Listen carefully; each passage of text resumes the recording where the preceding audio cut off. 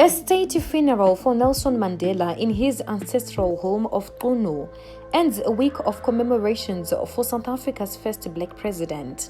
Mr. Mandela was laid to rest following a short gravesite sermon by Bishop Siwa, as a military bugler played at the last post, followed by revel. The pallbearers saluted and then withdrew, as did the cameras following the Mandela family a private moment at the gravesite. As the casket made its way to the burial site, some took pictures as it passed. A flypast took place as the former president was laid to rest. A marching platoon of the Presidential Guard, wearing green ceremonial uniforms and carrying rifles with fixed bayonets, escorted the coffin, which had been transferred to a gun carriage, to the burial site.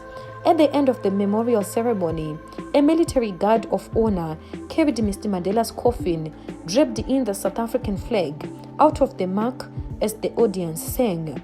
Nelson Mandela spent much of his childhood in the small Eastern Cape village of Qunu, a place he chose to return to after his release from prison. The ceremony was held in a mark constructed for the event.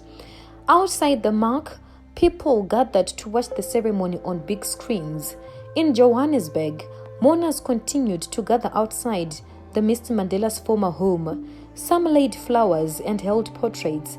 Others sang and danced to celebrate the life of Mr. Mandela. On a hill overlooking Qunu Zulu, men performed a traditional dance.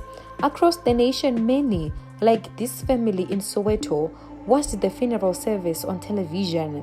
Inside the mark, Nelson Mandela's portrait had been placed behind 95 candles, representing one for each year of the late president's life.